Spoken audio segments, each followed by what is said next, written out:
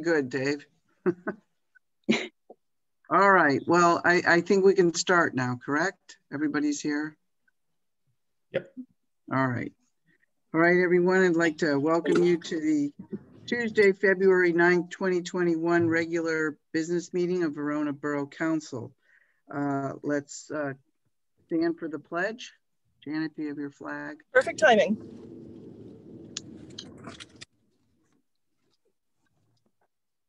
I pledge To the allegiance flag, to the flag. Flag. United States of America. United States of America. Stands. To the republic for which it stands, Justice for one nation, One nation under God, indivisible, for liberty, justice and for all. Okay. Okay. Oh, is Jerry here? Yeah. Yeah. Jerry's on, looks like. Okay, very good. Mr. Mayor, would you please do roll call? Okay, I'm unmuted. Okay,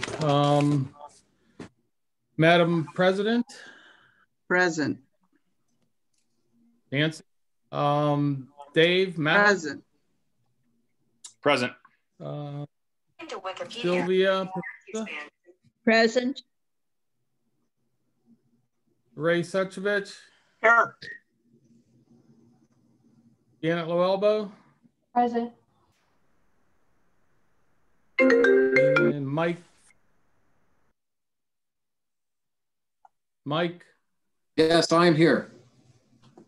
Trish Showalter. Present. And I'm here, the mayor, Craig Alexander, solicitor. Here. And Matt Pitch, the engineer. Here. And Jerry Kenna, the finance director. Oh, I'm sorry. Jerry Kenna, finance. Here. Did he say here? Okay. He did. Is every okay? Okay. All right. So before I believe that's it. Okay, before we start with the registered comments, I'd like to make just a quick introductory statement and talk about our new Zoom format. As you guys may have noticed, Verona finds itself in a time of great transformation. And in my opinion, we are headed in a very positive direction. At the same time, there may be a few bumps in the road. We ask for everyone's patience and prayers as we navigate through these changes. So I just wanted to put that out to everyone on council and in the audience. I also want to point out that we are using a different type of format with Zoom. So I'm asking that everyone who's in the audience, and it looks like you're already doing this, to please keep your video off and your audio off unless you're called on to speak. And I'm pretty sure most of you are familiar with the virtual hand that you can use to raise your hand when it's time for the public to speak. And that just makes it easier for us to keep track. And if you're not muted and there's some noise coming, then Dave Matlin, who's hosting the meeting on his Zoom, will probably mute you. Keeping all of that in mind, I'd like to introduce our consultant extraordinaire, Susan Hockenberry, who's just going to introduce herself to everyone. She's been doing an incredible job helping us out with several things with the borough. So go ahead, Susan. Thank you, Nancy. Just good evening, residents and elected officials for Verona Borough. I'm honored to be working with you as you transition your staffing. I just want to give an interim report that says I've received excellent cooperation from all of you. I've met and discussed, or virtually Zoom meeting discussed, all of you, your perspectives and aspirations for the borough. I want to thank Jerry Kenna, who's been really helpful and given me a lot of information, your solicitor, your auditors.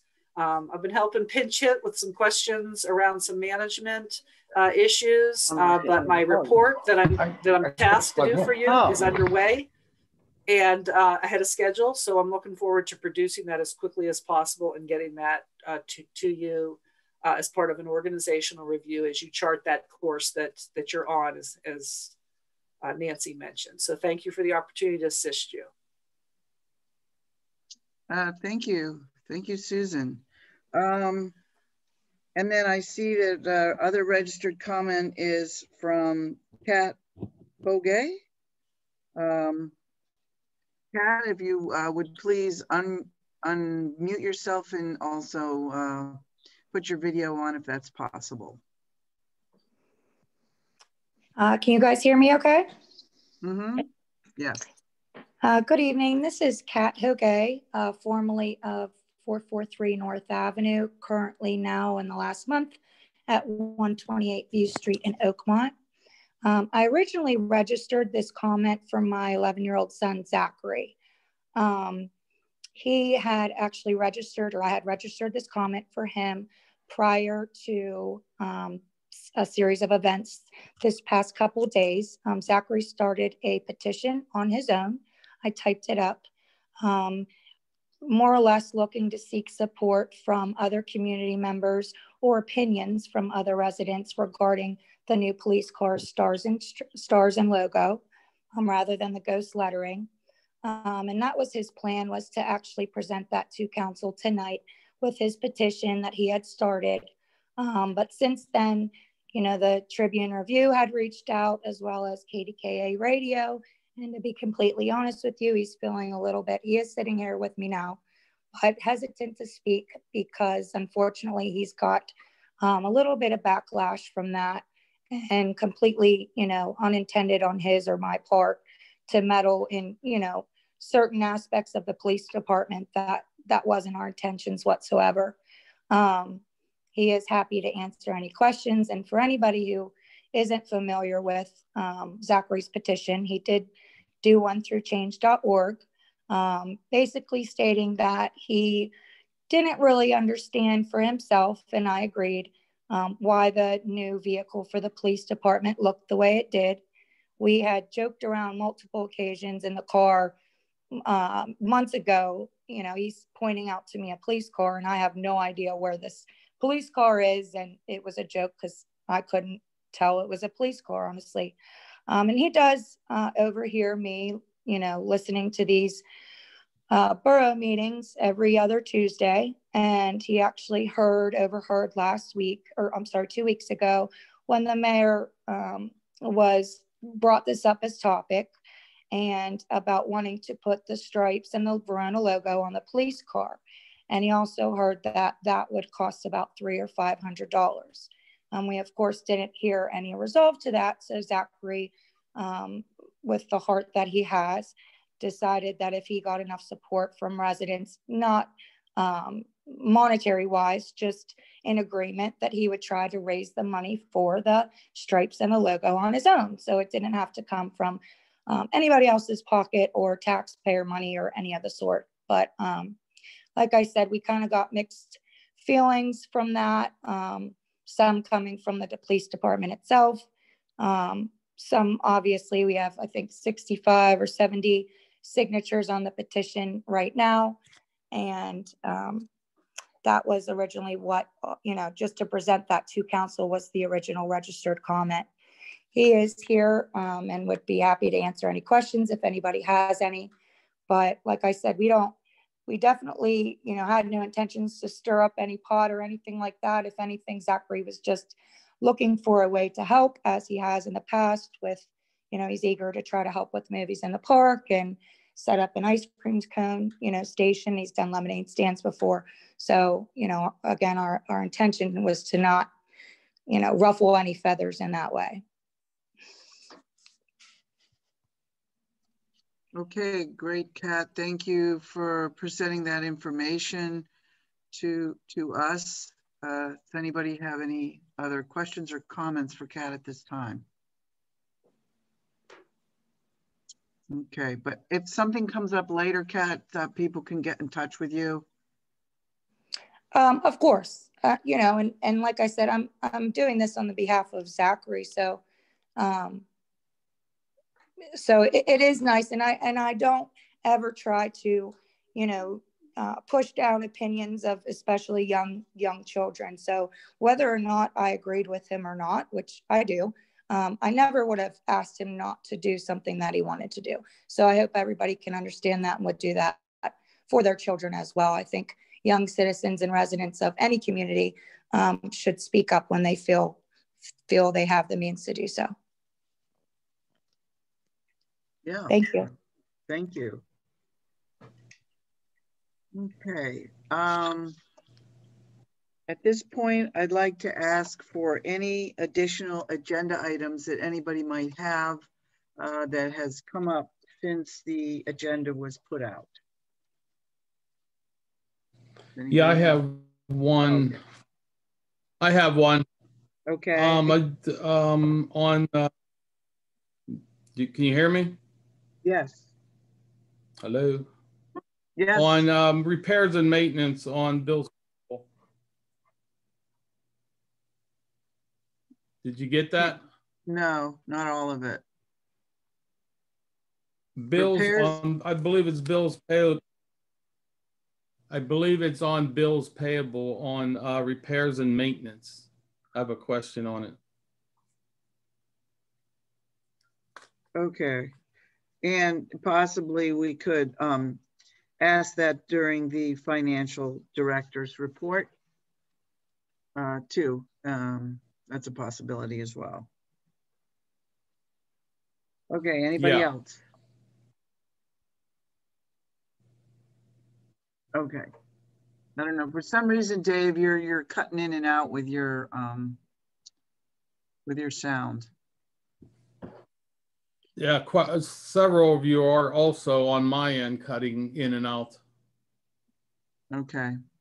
Yeah, I'm cutting in and out too. I didn't hear the last 5 minutes. Oh dear. Okay, do you have any additional agenda items, Mike? No, I don't. Thank you. That's what I was asking. Okay, at this point, we will hear comments from the public on agenda items. Please raise your virtual hand and state your name and address, and limit your comments to 3 minutes if at all possible. Take a similar route with most of the parades, sort of academy. What's happening? Dave, can you? Okay, thanks. I see Laura Jacko's hand is up. Laura Jacko. Okay. You should be unmuted. Hi. So I'm really sorry I didn't get my request in for for the agenda.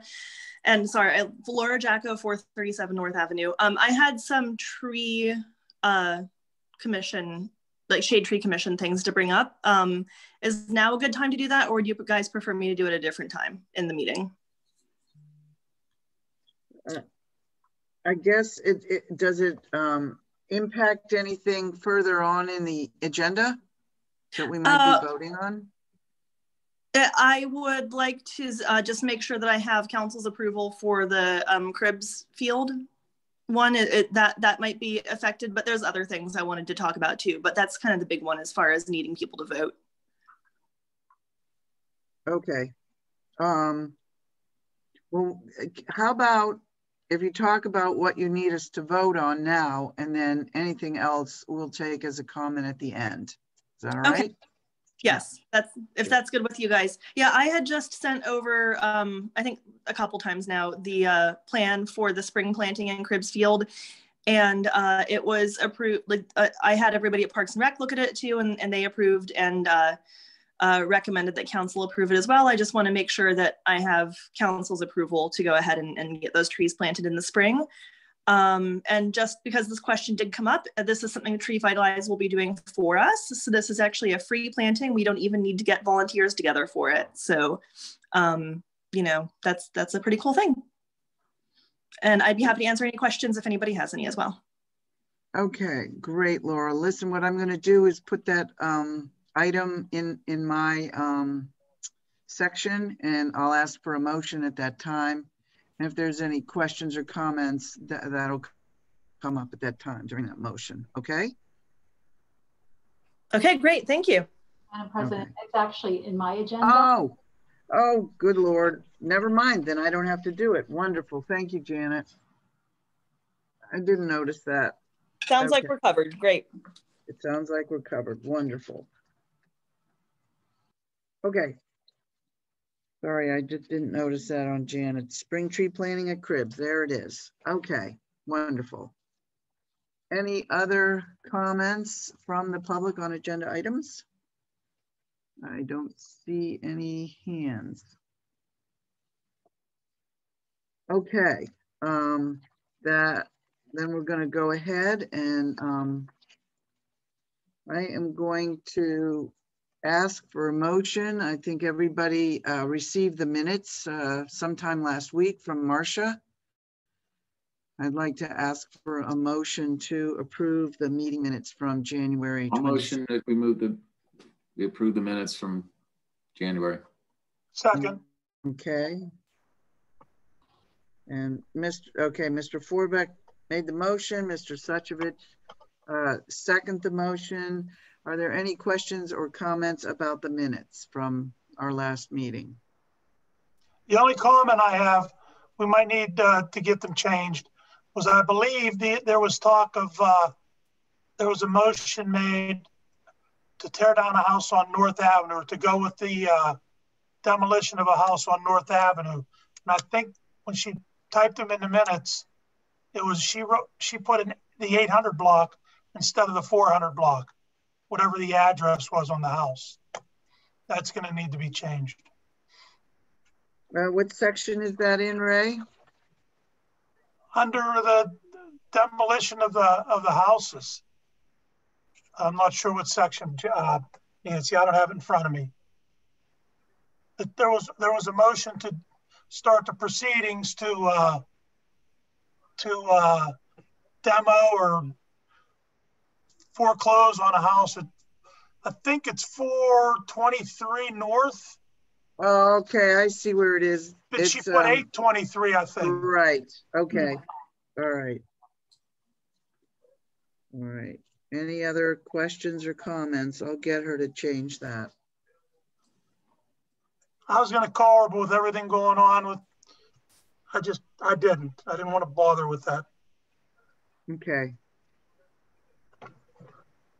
Okay, if there's no other questions or comments, all those in favor of approving the minutes from January 26th, say aye. Aye. Aye. Aye. Any opposed? All right, the motion passed. Okay. The next thing I have on my agenda items is, it's brought to my attention that the Pennsylvania State Association of Boroughs has a membership that we could become a member of that organization, and then any training that anybody would want to take would not cost any extra money. And if you look at, I've taken a couple that have cost money. I think Dave might have taken one or two. When you add it up, it already adds up to the amount that it would cost for the membership for the whole year. I think the membership is $125. So the Pennsylvania State Association of Boroughs is a treasure trove of information and learning, just like the local government academy.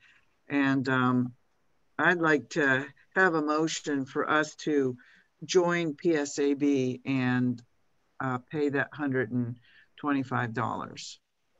Is that $125 for the year for anybody? Yeah, for the entire borough, yes. Mm-hmm. I'll make that motion. Okay. Second. Okay. Ray and Mike. So Mr. Suchovich made the motion and Mr. Forbeck second.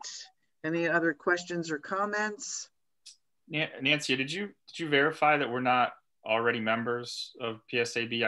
I thought we were, but I could be mistaken. You're right, Dave. I checked it and I thought we were too. No, I was muted, and that's why I didn't get a chance to say that. Well, that's going to be, yeah, well, that's one thing we got to Well, that's unfortunate because I've been paying money to take some of these courses. Nancy, Right. I talked to them one time and I said something about membership, and I believe they told me we already were members. I think what it is actually, as an elected official, you're kind of automatically a member on a certain level. This is PSAB Plus, which allows us to take all the courses. Because a lot of times it says member is free, and then non-member is like 30 bucks or something. And then it says PSAB Plus free. And so we are members by virtue of the fact that we're a borough with a governmental body, but we don't have the plus membership that allows anybody to take any training for no money at all. I think that's the distinction. Okay. So any other questions or comments about that? Okay, then all those in favor, please say aye. Aye. Aye. Aye. Any opposed? Motion passes. Okay, the next thing on my agenda item, I think I'm going to skip because Trish, I think that you can handle that. I see that it's in your agenda item, so you can take care of that, okay? Yeah, good. Yes. All right. I wanted to mention to everybody that that we need to be thinking about, and maybe between now and the next meeting, having a COVID-19 protocol for when somebody who works for the borough turns up a positive. So I don't have any intentions of us coming up with that policy or protocol tonight. I have some thoughts. I'd like to hear other people's thoughts and put something together in the next couple of weeks so that everybody is on the same page about how we are to proceed when somebody tests positive for COVID.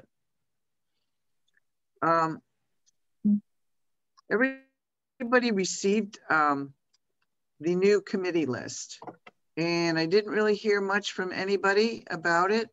3 people are changing what they're going to be in charge of. So Mr. Matlin is going to change from being in charge of DPW to being in charge of finance. Mr. Suchovich is going to change from being in charge of finance to being in charge of fire and police. And Mr. Forbeck's going to change from being in charge of fire and police to being in charge of DPW. So tonight, because that change was only made a few days ago, we're going to continue to report on our on the old committees, and then hopefully you can each get with your former head and transition any information that may need to be transitioned to the new person. In addition, Trish Redzek Showalter is now going to be chair of the ordinance committee, which is what I used to chair. And so Trish and I will get together and talk about that and get that going.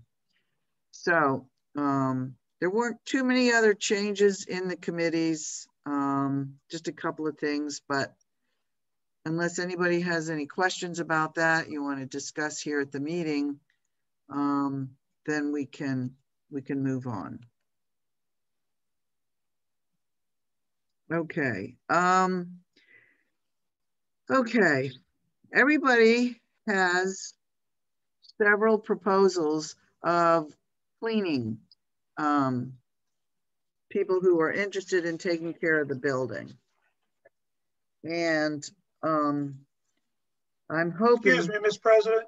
Yes. Did you want to do the bills? Isn't that next? Oh no, Mr. Kenna is our finance director. Will be going over that. I believe that's on the agenda. Okay, I'm sorry. Yeah, he'll be up next. So I have 5 proposals.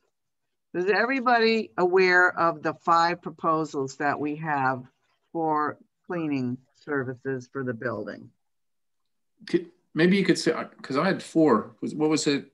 5th one? Right. One just came in today. So I have Sandy's Cleaning Service, Reset Cleaning and Organizing, Organized Interiors, and Cornick Cleaning Services, and one other one that I have to look up here. There's a Kirkman that came in. A what? I think it was Kirkman or Kirk something. Yes, I think that's the one that came in today. All right, here is proposal. Here it is.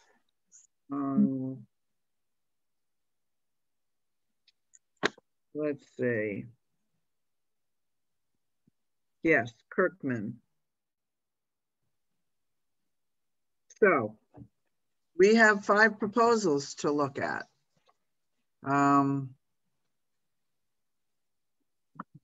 Does anybody have any thoughts about preferences and why?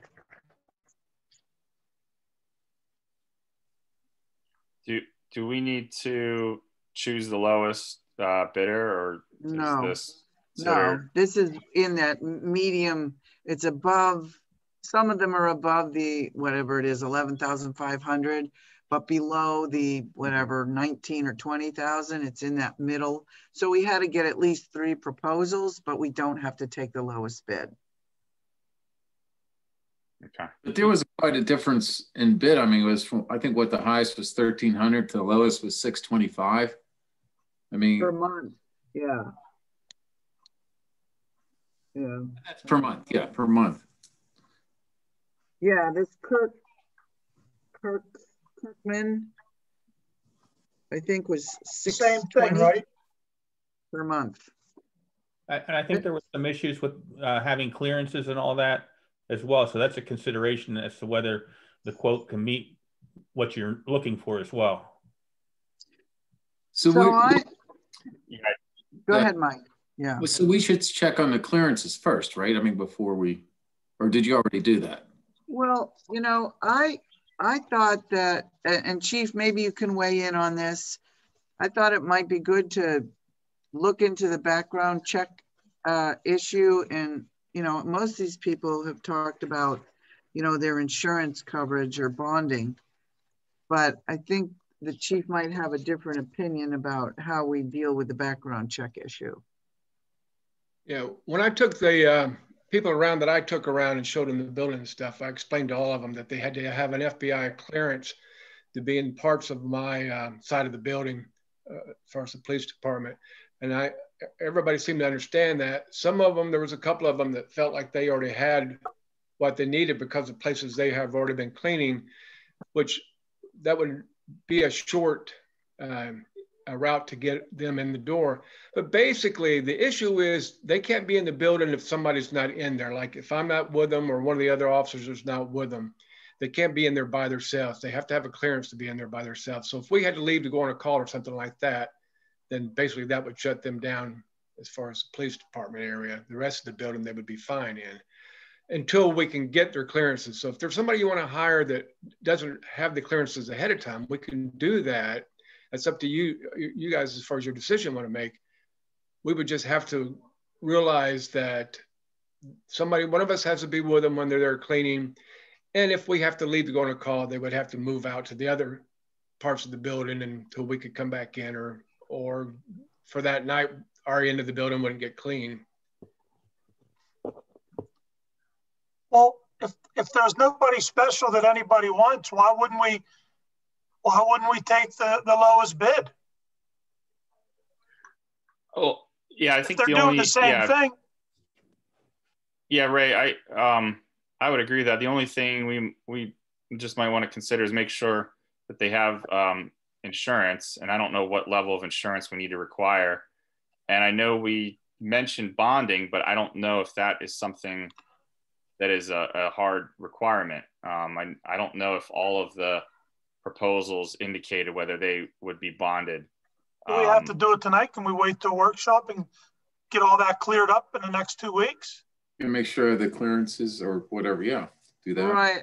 Well, the thing is, in the meantime, the building it's not getting cleaned for another 2 weeks. Is there anybody within the quotes that we did receive that meets all of the present needs? I believe so. Well, this Parkman has stated clearly in terms of their insurance is quite good. And I do not see any mention of background clearance, background checks. I'm pretty sure that the Sandy's cleaning service, that came in and did a one-time cleaning last week, she mentioned to me that several of her workers are in the process of getting the FBI background check. This reset cleaning and organizing, I don't see any indication of insurance or background check. And Cornick, I don't see any indication of that either. So I kind of am leaning toward the idea of having more time to go over these proposals and compare and contrast and maybe make some phone calls.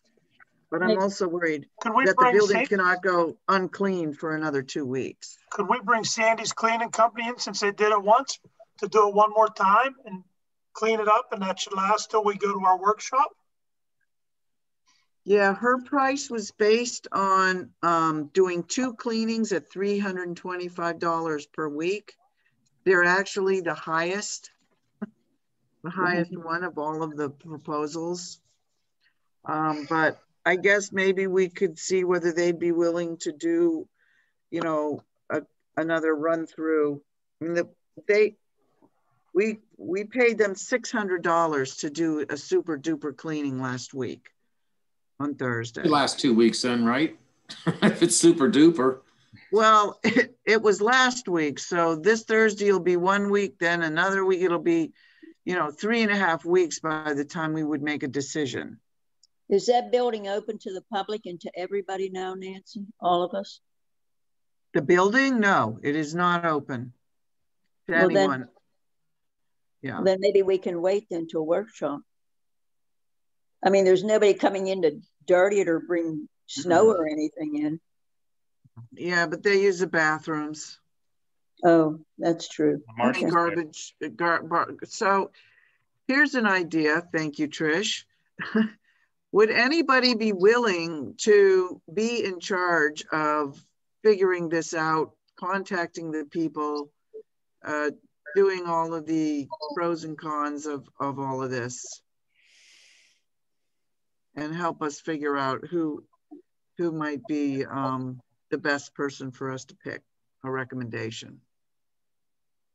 Maybe a couple of people working together. You mean split up the names and call these people? Is that what you're asking for? No, I don't want to split up the names. I want one person to do all of the names, because that one person, or maybe 2 people, will co-chair this search for a cleaning person, so that we have all the information centralized. Yeah, we basically need a bid tab for it. You know, what similar like Matt would prepare for a contract, you know, a construction contract. Right. So I can take a crack at putting it together. It just came in late, and I didn't have a chance to review them today. So yeah. I do think we should try to find a way to have it cleaned before the next workshop if we're going to wait until then to make a decision. But I also think that if we're, you know, making a decision to go with someone long term, I think it seems like we probably need a little bit more time to review it and make sure we choose the right person. I agree. Yep. So Trish is also letting me know that she would be willing, if no one else would, I don't know, maybe Trish, you could like help Dave out a little bit. Would you be willing to do that? Absolutely. Yeah, Dave, I mean, maybe I can call the references or whatever you think is appropriate. Yeah, we can get together and put something together. Yep, that sounds good. Oh, okay, great. So Dave and Trish will take care of that. I'll tell you what, in the meantime, I'll take care of figuring out how to clean the building one more time between now and workshop. Okay?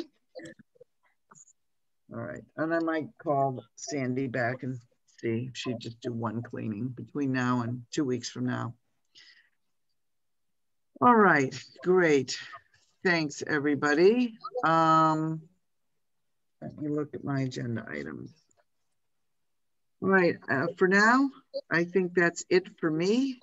And I'd like to turn it over to Mr. Kenna to talk about treasurer stuff. All right, so I think Dave had a question about the bills payable, the cash disbursements journal. You want to ask that first, Dave? Actually, was on under the second one, the distribution. Yeah. 43-370. General, or what did it say? Repairs and maintenance. What is that? That they just did summer work, the landscaping. Hold on, what account you're saying? 370? The second one, 430370. Is that what we paid to Resnick Landscaping last month? Distribution. Yeah. Is that what you're talking about? Yeah. What are they on, like a monthly billing, or how's that working? Oh, they were on monthly. They were paying monthly, but he sends his bills directly out of QuickBooks, and a handful of them went to my spam folder. So we had to catch up, and that was the end of his contract. So now we have a new contract for next year we're working on, or that Dave's working on, I assume. Or I don't know who's doing it now. Ray, maybe. No, I was just curious, what work they were doing in the winter, but I understand. All right, thank you. No problem. So that was a one-time payment to them, catching up for how many emails went to your spam folder? I think it was 4 of their invoices. Okay. So this payment of, what was it, 2,000? How much was it? 2,000? I'm sorry, I'm having a hard time hearing you, Jerry. I'm trying to find it on this page. I knew what he was. It's $2,160. Yeah. Okay. Yeah, his bills are like 500 and a little bit of dollars per month. And that covers the weeding that he was doing. He did some extra mulching on the tree beds, at the War Memorial and all that stuff. Okay, so which months was this payment covering then with him? I don't have that in front of me. I have to send it out to you. All right, thank you. No, you explained it. Thank you. Oh, no problem, Dave. So the cash disbursements went out. The first order of business would be if somebody would need a motion to pay the bills for February. I'll make that motion. Second. Okay, so Mr. Suchovich made the motion, Dave Matlin seconded. Any questions or comments on bills payable? All right, all those in favor, please say aye. Aye. Aye. Any opposed? Motion passes. Okay, Jerry, go ahead. The next order of business would be this tax collector special taxes report. For the month of January, we received $11,093.88 in current real estate tax, $14,367.66 in prior year real estate tax, $15,187.55 in real estate transfer tax, $11,141.26 in earned income tax, and $4,224.81 in local services tax. need a motion to accept the tax collector special tax report. I'll make the motion. I'll second. All right, the motion's made by Mrs. Provenza, second by Ray Suchovich. Any questions or comments? All those in favor, please say aye. Aye. Aye. Aye. Any opposed? Okay. Go ahead, Jerry, with what's next. For the general fund, we began the month at $114,829.03. Received deposits of $116,434.47. Spent $203,423.73 for an ending balance in the general fund of $27,839.77. Need a motion to accept the treasury report. I'll make that motion. I'll second. And a second? Oh, okay. First by Mr. Suchovich, second by Mr. Matlin. Any questions or comments on the treasurer's report? I do have one question, Jerry. This report looks different than the other reports, and so does the bills payable report. I was wondering about that. Yeah, so we switched accounting software internally, and so we're going through a little bit of a transition on these reports and just trying to, I don't know, we're just have some internal things that change so that we have better control. And the new software is cloud-based, so your new manager will have a login so that they can see transactions and details throughout the month. So instead of it being local QuickBooks. And I also wanted to confirm with you that you did close out the account at First National with the $15,000 for the recycling account and deposit that into the general fund. Yeah, that's included in the general fund balance. Okay. So thank you for doing that. Any other questions or comments on this motion? And all those in favor, please say aye. Aye. Aye. Any opposed? Okay. Anything else, Mr. Kenna, on finances? Nothing that I have right now. All right, thank you. All right, let's see who's up next. Mr. Mayor.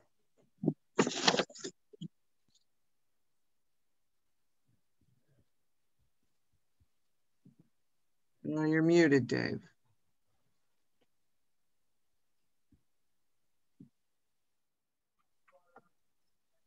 Okay, can you hear me? Yep. Can you hear me? Yeah, it's sort of still cutting out though. Okay. Everybody is, when everybody talks on my end, everyone's cutting out. I don't know why. I don't know if it's a bad connection or what. Mayor Dave, can you try? The young man that got, what's that? Can you try turning off your video to spare bandwidth for your audio?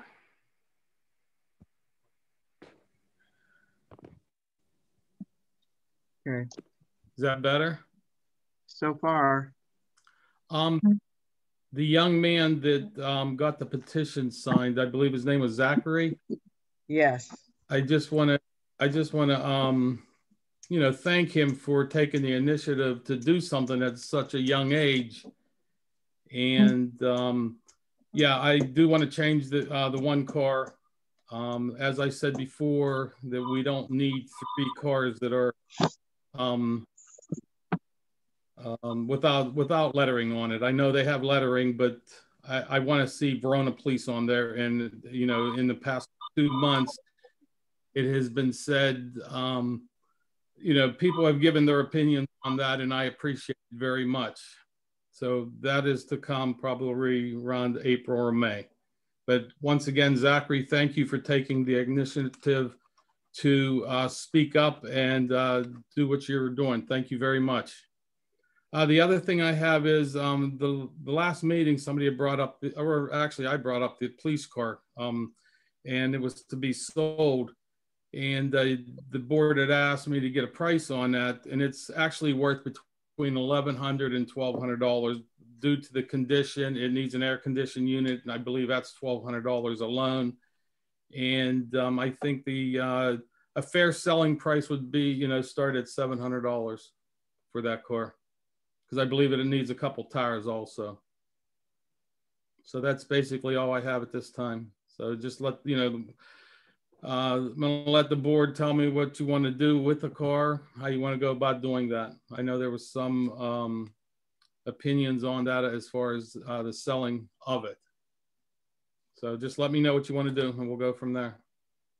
Well, can we talk about it now? Does anybody have any thoughts or ideas about what to do? I did see one email, something about what it's worth and what might be a fair price to sell it for.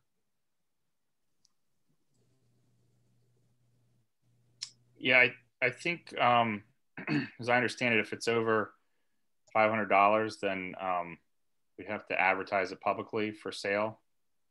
But I think for the, you know, given the range this is in, I think we'd probably want to do that. I'm gonna check on that. Go ahead and keep talking, but I want to look that number up. I'm all in favor if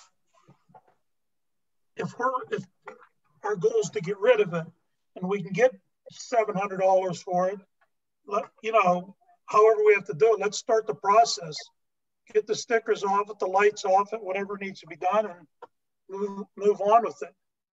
If that's the general consensus, get it out of there, get it off our insurance and everything like that. Open a parking space. Is that car already stripped down, Chief? Chief, is that car already stripped down of the lights and everything inside? It still needs the light bar on top taken off, and it also needs the police radio stuff that's inside. I mean, it's a short or small job, but yeah, there's a few things that need to be done to it yet. All right, I will look into getting that taken out. Okay. Well, go ahead, Dave. Oh, I mean, are we all in agreement that it's not being used and we don't have further use for it in the borough? Is that correct? That's what I'm understanding from past meetings, but I just want to confirm. Yes. Then, yeah, I agree. I'm okay with going ahead and selling it. Yep. Pending. However we have to. If we have to bid it, or we could just, you know, whatever. Yeah, I mean, maybe Craig can weigh in on what you know, what the rule. I thought it was checked into before, and anything under a certain amount we could just sell it, but I don't know. I'm looking that up right now as we speak. My recollection is $1,500. You guys can figure out what you want to do, but I want to confirm that number. So let's just table this for a few minutes while the solicitor is looking that up, and we'll come back to it when the committee reports are done. Okay, so let's go next with the police chief's report, please. Good evening. This is for the month of January. Sorry. Is that a police dog? You're muted, Chief. One of us has to talk, either me or the dog. We received 109 complaints, 14 total crimes reported, and 11 crimes cleared. We had no arrests, no summaries issued, and no, or 29 vehicle summaries issued, and then 86 borough parking tickets were issued. Our revenue sources was magistrate fines collected was $681.94. Borough fines and fees collected was $526, and police reports purchased was $45. Our total fines and fees collected was $1,252.94. Our parking permit fees was $1,095. We do have some investigations that we are working on right now. And other than that, I don't have anything else for tonight. All right, thank you, Chief. Thank you. I need a motion to accept the police chief's report. I'll make that Make the motion. motion. I'll second it. Okay, motion by Mr. Suchovich, second by Mr. Forbeck. Any questions or comments? Chief, just to confirm, you have nothing further to add to the public at this time regarding the series of overdoses? Well, that's the investigations that I was speaking of. That's what we're working on. I can't elaborate too much on that, but yes, we are working on that. Is there anything useful for the public to know in light of this? I don't know what you mean by that. As far as investigations, I can't speak of that at all. But these are obviously people that have been using drugs and got into a bad batch of their choice of drugs.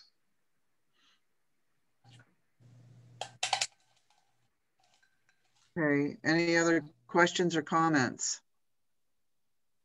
All right, all those in favor, please say aye. Aye. Aye. Any opposed? All right, motion passes. Next, we'll have the fire chief report. We had 9 fire calls for the month of January. We had taken a break up at the fire station for a few months due to COVID.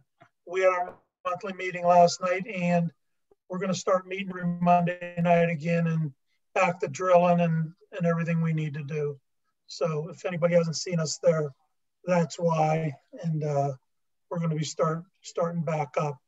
Also, with this weekend coming up, the 0-degree weather, who knows what's going to happen as far as warming stations or whatever.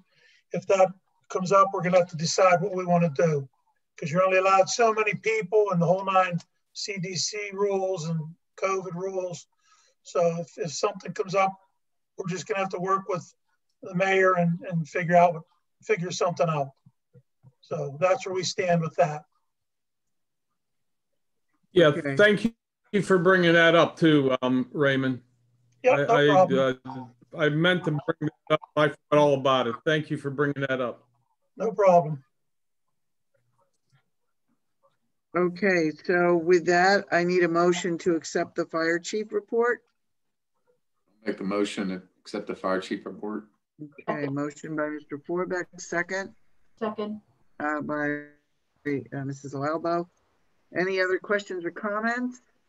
If a warming station is offered to our borough, how will the public receive that communication? They usually put it out through the social media, through Curtis, and a text, word of mouth. Like I said, I talked to you on the phone once, Trish, about different things.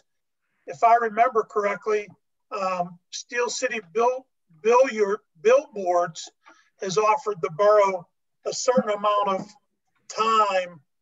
I don't remember how often, but maybe that's another route we could use if need be. So, just various ways, the social media way and word of mouth. Ray, where would we be doing that?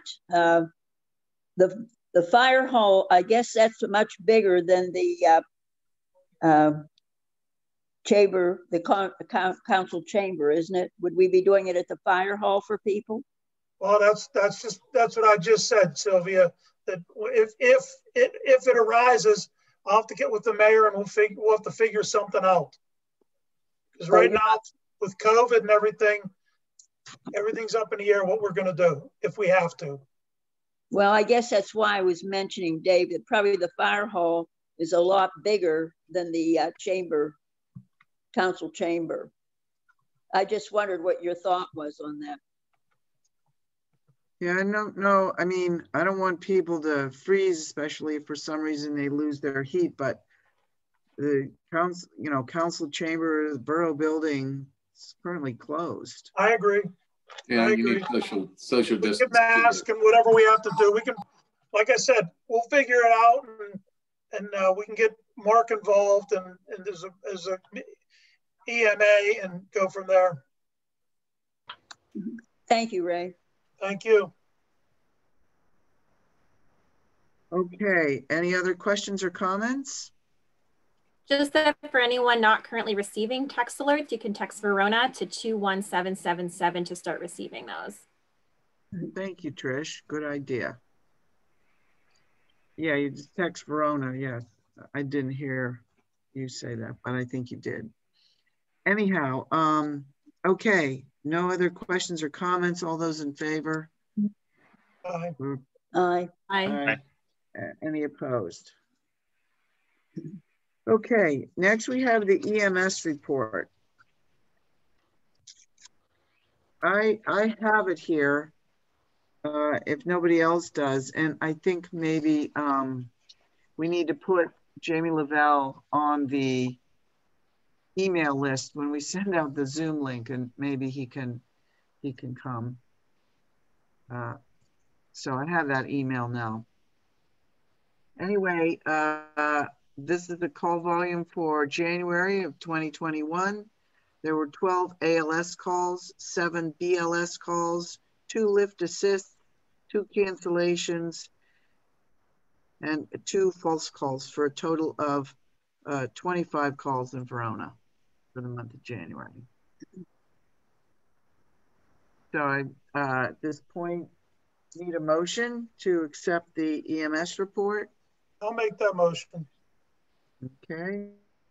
First motion by Mr. Suchovich. I'll second.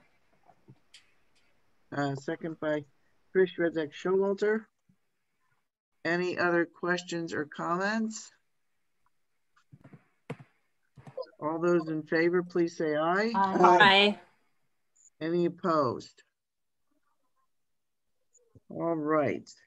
At this point, looks like Mr. Pitch is up for engineering. Thank you, Madam President.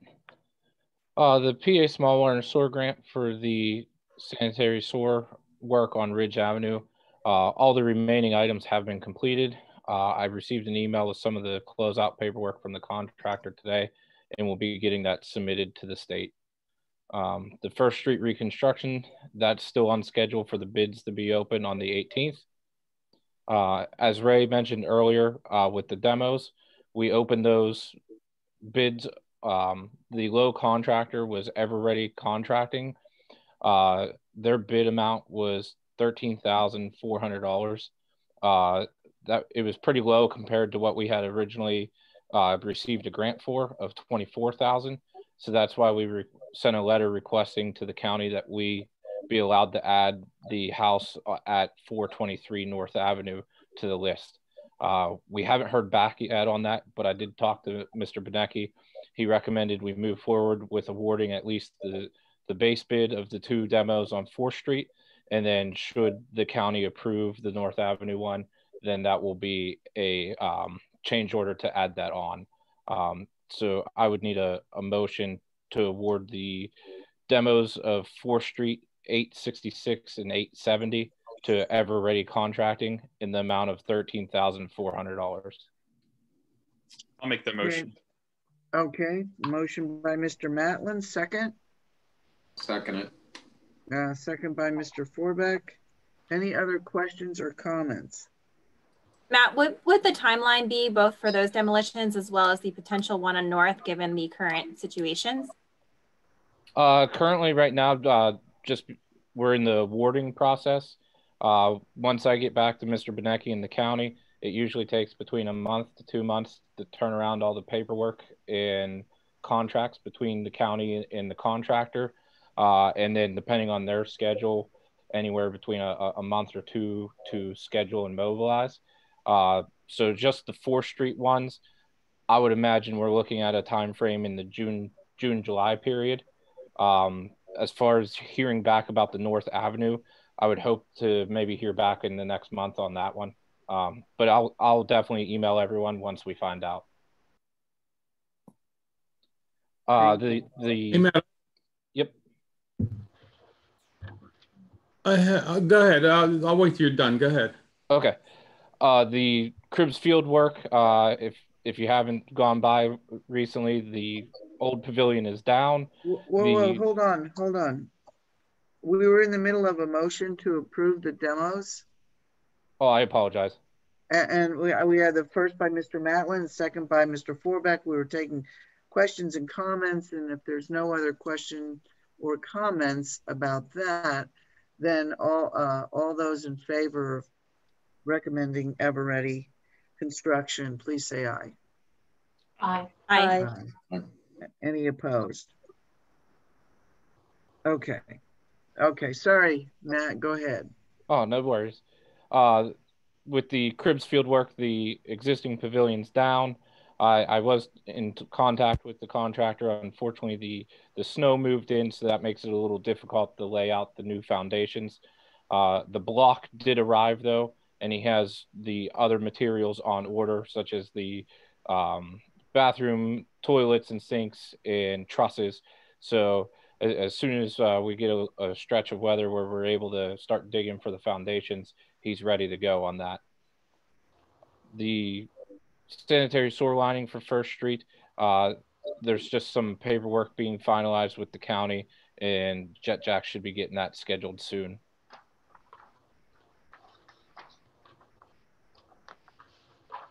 Some of the other things, Center Avenue storm extension and CDBG 2021s, really no change on those have occurred in the past month here.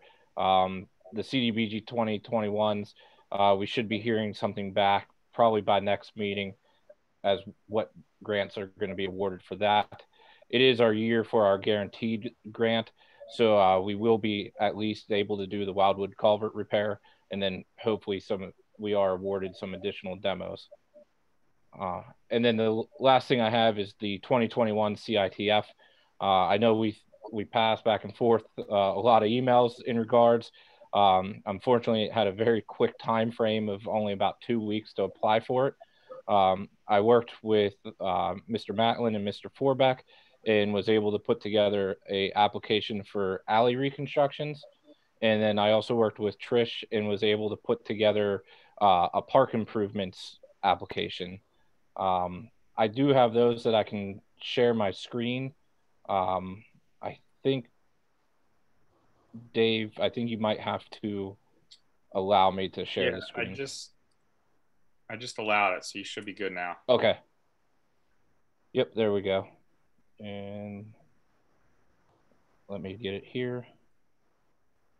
So this is the alley reconstructions, just a general project statement, and then the cost estimate on that. So I'll skip to the map. That way we can see what alleys we are proposing. So everything highlighted in red would be the alleys as part of the project. So we have the alley between Parker Street and North Avenue. On Google, that is referred to Oak Alley and Cedar Alley. We have the alley between 3rd and 4th Street, including the dead end section off of South Avenue. And that one's referred to commonly as Peach Alley.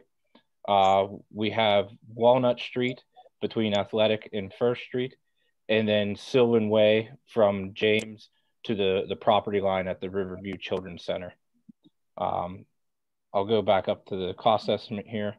So with this grant estimate here, there's various degrees of repairs depending on the existing condition, whether it's a mill and overlay or base repairs, or in some cases, full depth repair. But for the mentioned alleys, the total project cost is estimated to be $164,450, and our 15% match would work out to be right around $25,000, and we would be requesting a grant of $139,450 for that project. Okay. So we would need a motion to approve this, correct? Or not? I don't believe so. Craig, just for a grant application, do we need an official motion? You're not spending any money to apply, correct? Correct. Just general direction. Okay, well, I think it sounds really good. We're getting potentially 4 alleys taken care of with this particular grant application. So I think it's a good idea. Anybody else? Yeah. Thank you, Matt. Thank you, Absolutely. Matt. We've been begging for these alleys to be done, especially Parker to North. Thank you so much. You're going to make some people real happy. I'm one of them. Yes, and Dave and I have also been in talks as well that we realize this is just an application, but we are going to come up with some future plan to try to start tackling some of the alleys, regardless of grants, to possibly add 1 alley a year onto the paving program or something. So we're definitely taking a look at that as well moving forward. Great. You're appreciated. Yeah. Thank you so much. And then I'm sorry. Sorry, I was just going to say real quick, Matt.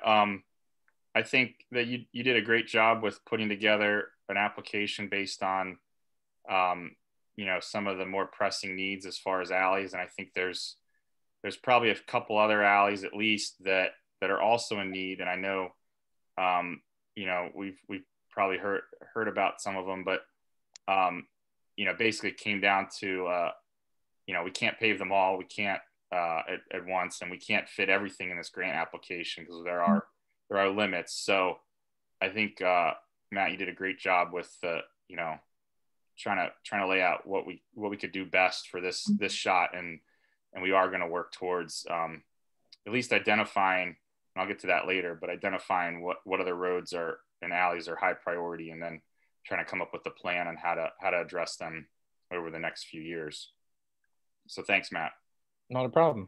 Thank you, Matt. Yeah, thank you, Matt. Appreciate it. And the other one that I worked on with Trish was some park improvements. We all know with the pavilion grant, we're doing some great things with the parks, and they're being used more and more for different fundraising events, wrestling, flag football, Little League. So there's some pretty good assets to the community. So what we were looking to do, initially we thought about new play equipment totally. And I had a chance to stop by and take a look. What's really nice about the Cribbs Field equipment is it's ADA accessible equipment already, which those come with a pretty hefty price tag. There's some paint chipping and some faded plastic. So I accounted for some repairs, maybe some replacements of railings here and there, but the overall play equipment will stay the same. We do anticipate a new swing set and some new climbing features to kind of fill in some empty spots there and really go with the theme. The current play equipment is a lot of browns and greens, and the new pavilion is also browns and greens and kind of carries like a woodland theme. So a lot of some of the equipment we were looking to add kind of had a tree theme with it. So we have quite a few things looking at. None of them are set in stone because this is all just for budgetary purposes for the grant. And when you look at play equipment, there's a million different things you can pick. But this was kind of getting us in that direction. And then, so that was at Cribbs Field. And another thing that we put in there that we could or could not use if we chose to, we put in for being able to install a adult fitness machine. It's a lot like the children play equipment, but you can do pull-ups and sit-ups on it, and there's charts of what exercises to do. So that was a thought that we could possibly do. At Riverbank Park, again, the play equipment itself is in pretty good shape, needs some minor repairs, some paint. There is a children's swing set, which isn't very usable. The swing set itself is only about 4 feet off the ground. And then the regular swing set, there's an older style, is starting to rust a little bit. So we put in for that. We also put in for new climbing equipment. There's a couple different things we looked at. One being as Riverbank Park, one was shaped like a frog, one was shaped like a fish. Again, don't really have to pick the piece of equipment right now, just budgeting. We also looked at installing new rubber mulch fall surface. We did just do a revamp of the wooden mulch last year.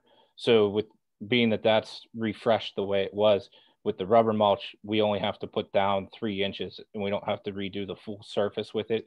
So that would give us the ability to kind of pick a color and revitalize the surface without the cost of doing the full depth.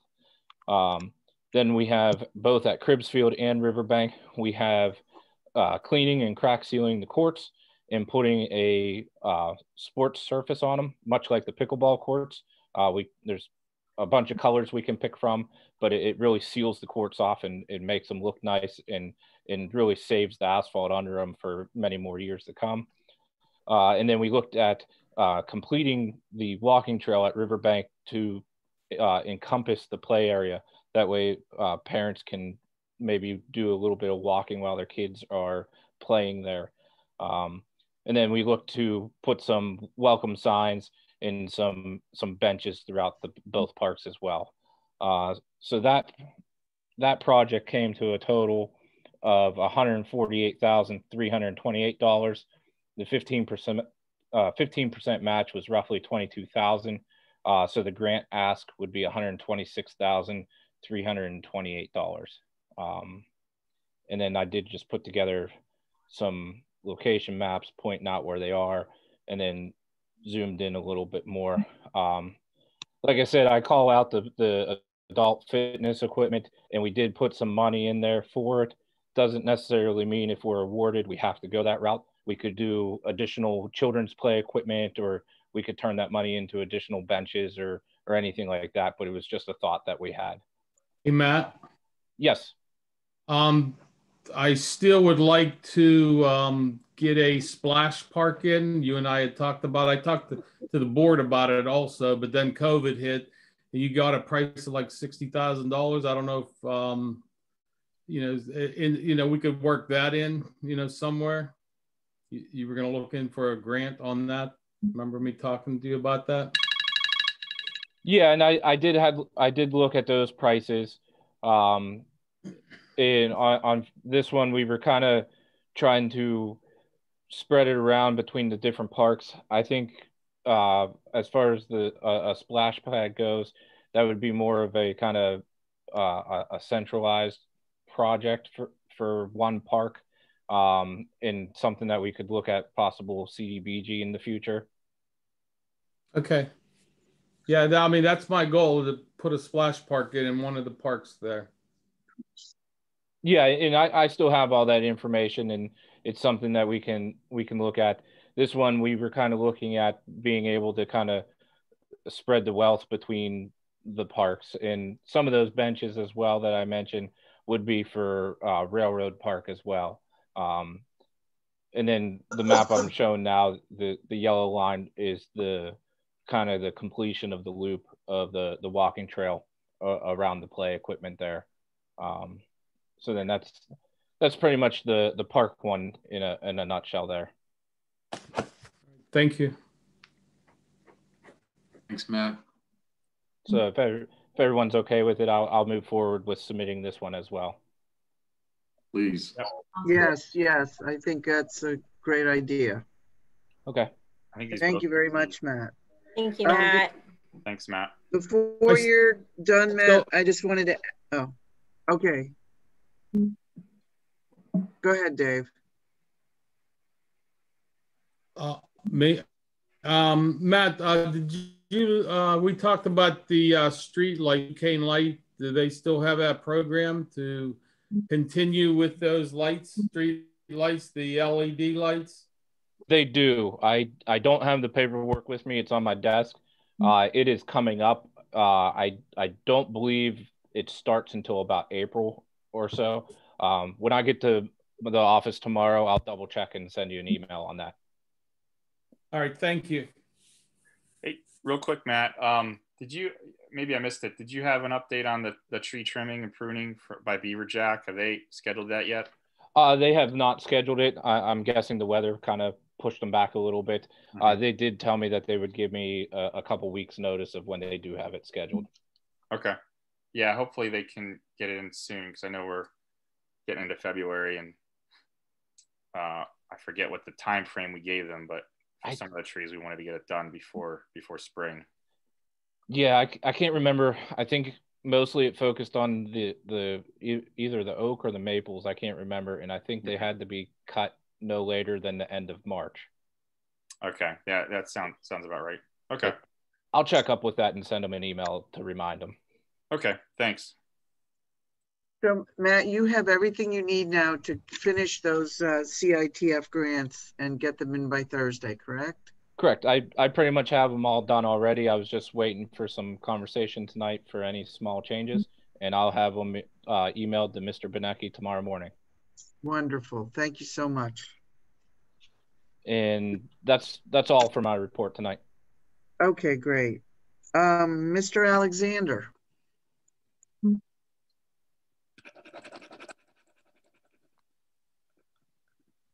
Okay, sorry about that. Give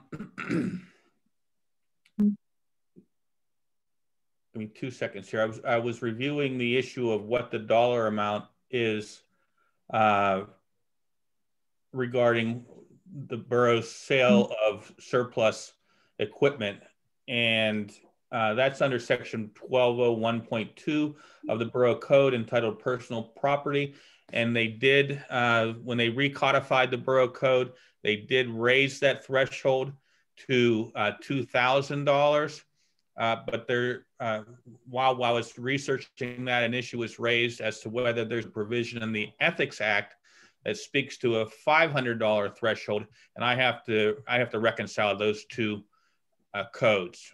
My opinion is that the Ethics Act probably deals with dealings between family members and the borough, as opposed to just the public in general and disposing of surplus equipment. But I need to reconcile those two statutes before I can give you a more firm opinion on that. I apologize that I was not able to do that in that short amount of time. With regard to my regular report, I have a few things to talk about. I did meet with Mark Stanton last week. Actually, I think it was 2 weeks ago, 2 Wednesdays ago, and went through all of the outstanding regulated rental delinquent people. And we prepared 5 civil complaints and letters to each of those 5 indicating that we would be filing those complaints with the local magistrate if they don't pay their regulated rental fee. And I set a date of last Friday, I believe, that needed to be paid by. I haven't checked with Marcia to see if any of them have paid. I sent those letters regular and certified mail.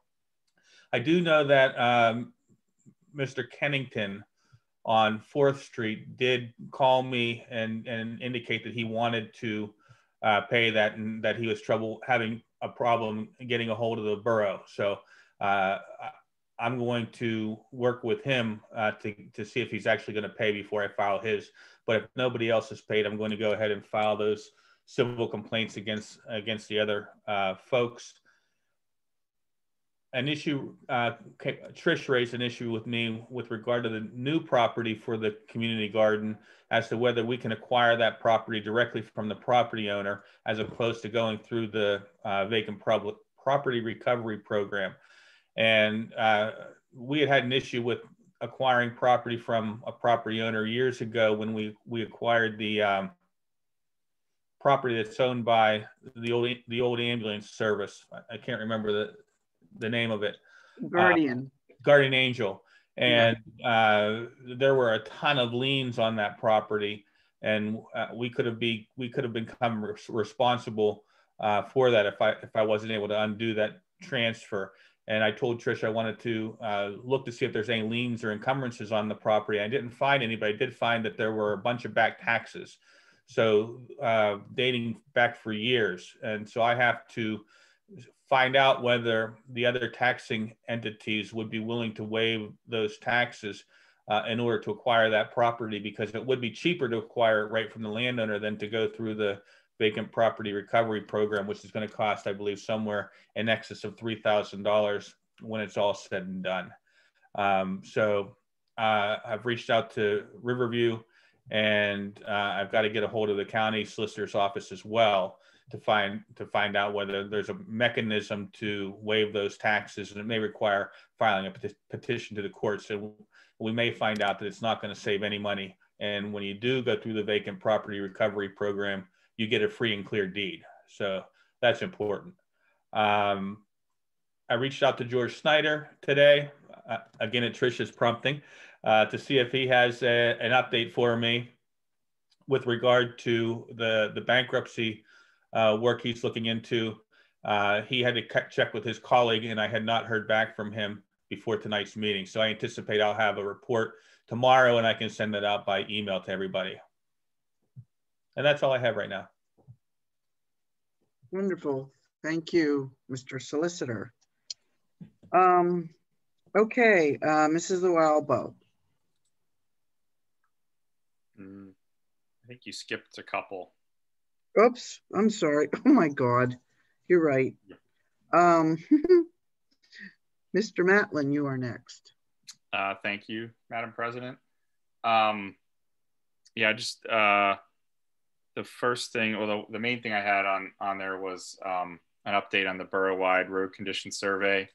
I finished compiling the spreadsheet that lists basically every block of road or alley that is borough owned or maintained. And I sent it to Matt and Mike to get their feedback. They had some good feedback.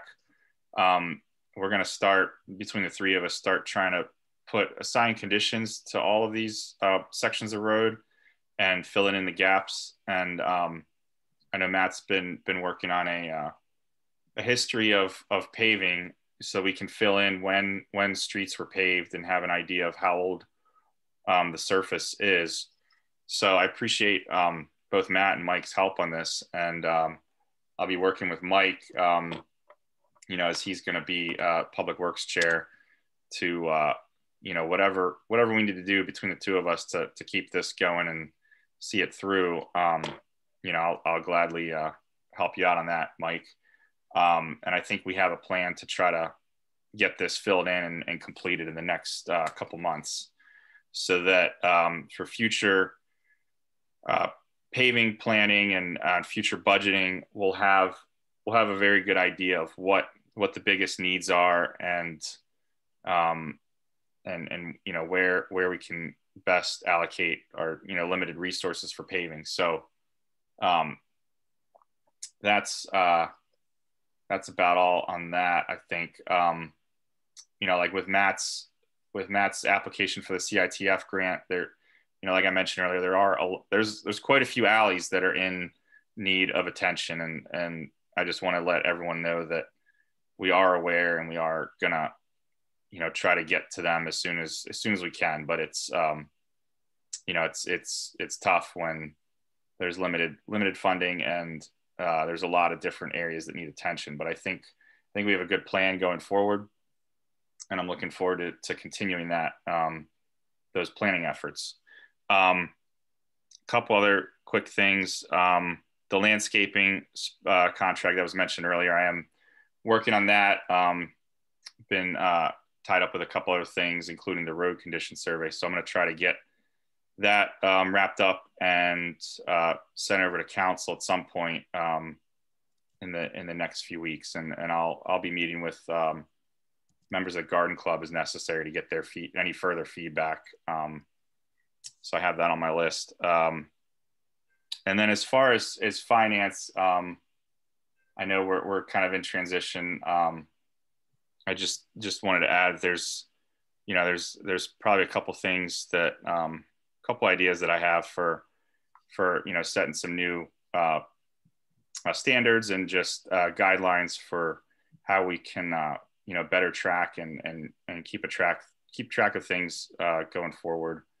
One of the things with Nancy and I becoming president, vice president, for any signatures that are required, I'd like to do away with using the stamp signature and have a process for any documents that need to be signed by members of council you know, particularly the president, vice president, to, you know, on a weekly basis to get those signed and delivered to whoever they need to be, whether it's, you know, the finance director, the borough engineer, even, you know, the mayor or others. So just, you know, a couple ideas, small ideas that I have going forward, how we can improve a couple things. So that's all I have. Thank you. Thank you, Mr. Matlin. Mrs. Trish Redzek-Showalter, you are up next. Thank you, Madam President. The first item I have under my agenda is that the borough manager ordinance that now includes our job description for the borough manager is advertised for review. It was in Monday's Valley News. So if anyone would like to review that, we're hoping to vote on that at the upcoming February workshop meeting. As a note from the last meeting, going forward, any changes to this ordinance will be made by resolution as far as dealing with the borough manager description. So thank you, Madam President, for your assistance in transitioning these items over to me. The second item I wanted to discuss is the food truck ordinance and clarification. Josh Neese of Stonewall Cider reached out to inquire if he could book food trucks for this year. And I checked on Ecode 360 and we actually did not have any restrictions on location as far as food trucks. So we double checked with our code enforcer, and with no limits or hesitations, we went ahead and told him that he could go ahead and book those for the summer. But we made some notes that our food truck ordinance is very general, perhaps isn't quite being followed. So it's definitely being tagged for more updates coming soon. The third item that I will be looking into are regarding ordinances surrounding our parks. Recently, we made some modifications to our park hours. Furthermore, in January's Parks and Recreation meeting, we were discussing dogs in the park and how it would be nice to have dogs in some of our parks at least. And when I also checked that on Ecode 360, we actually don't currently have any restrictions formally in our code against having dogs. So obviously some modifications and improvements are needed surrounding park ordinance, specifically to those items as well as in general. Our next ordinance committee meeting will be on February 22nd for those of us who are part of the committee. I just want to close by extending a huge thanks to every single member of council, as well as the mayor, who's been endlessly kind and patient with me, despite my enthusiastic questions and many emails. I really appreciate the help in transitioning to this. And I also want to send a huge thanks out to all of our staff. We have such wonderful staff, especially Marsha, who's been very detail oriented with many things, especially helping me. Craig for answering my many emails, as he alluded to, and especially a huge thanks to Matt for so many things, but also this very short window for this CITF grant. I knew we had amazing staff before, but now I'm seeing it firsthand, and I just want you all to know that we all very much appreciate your efforts, so thank you. All right, thanks, Trish. Let's see, Mr. Forbeck, you are up next, head of police and fire, but transitioning to public works. Yes. So, boy, everybody sit back. I got a lot to say. No. Anyhow, I'm looking forward to working on the parks and especially working with Dave and Ray and Matt. Matt, thank you so much. I think as we move forward, I definitely mirror what Dave was saying, that we're going to be, there's a lot of stuff to cover. I think we're going to have an organized manner to do that, and a good rating system, so everybody will be treated fairly and try to get to the best we can. So thank you guys. And thanks, Matt, for putting together all those grants and keep it moving. My main issue was about the search committee. Just to get everyone an update, we received 22 applications to date. We interviewed 5 people who became, we're hoping to move on to our next tier interview with the entire council. But I guess recently with Susan's input, we are delaying that somewhat until certain items are reached, or certain items are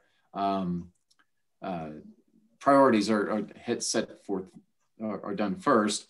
So that, and I know I'm talking in general, but the issue that I'm having with that is that we have some really good people that we've interviewed, and you know, it was 3 weeks ago, and we should probably really maybe set a time frame that we should definitely be interviewing these folks, because my biggest fear is that they'll move on to other jobs. And I could certainly reach out to them and say, hang in there. We're still going through a process. I did respond to somebody recently who said, hey, where are we? And I said, well, we have expanded our process a bit, but hang tight. We'll get back to you. So, so I think we should do that by have a goal towards the end of February, beginning of March to interview these other folks, just to let you know. And I really don't have anything else to say. I appreciate working with the chief and all the police committee, and look forward to continuing our other committees. So thank you. Okay, thanks, Mr. Forbeck. I do like your idea of reaching out to our current candidates, because I had that thought too, that like they might go looking for some job somewhere else, and we might have wanted that person. Yeah, there's some really good people. So, right. So we'll do that. I'll reach out to them. Okay. So, and before we move on to Mr. Suchovich, I noticed that the solicitor's hand is raised. Do you want to speak now, Craig, or later? Am I muted? Can you hear me? Yes. Thank you, Dr. Carpenter. I did have a chance to reconcile the inconsistent language with the Borough Code and the Ethics Act. While the Borough Code allows Borough Council to develop the process to sell any property not in excess of $2,000, and in other words, less than $2,000, Borough Council can figure out how they want to dispose of that property. However, the Ethics Act says that no public employee can contract with the local agency for property greater than $500 unless that property's been subject to a bid. So because the person that we're thinking about disposing of this property with is a public employee and it's in excess of $500, we can't do that. But we can have bid, right? We could put it in a bid out for bid. We could put it in a bid. Put an advertisement out that it's for sale, basically, right? And then he could put it in. Okay, that's the question I had. Okay, thank you. So who's going to take care of that? Let's see. You get Marcia to do it. Mayor, maybe. You get Marcia to put it in paper, advertise. It's a very simple process. I mean, you get basically two sentences. We're selling this. What is it? A Crown Vic or what is it, David? Yeah. You know, Crown Vic 2011. As is. Where is minimum bid? What would you say, Dave? $1,200?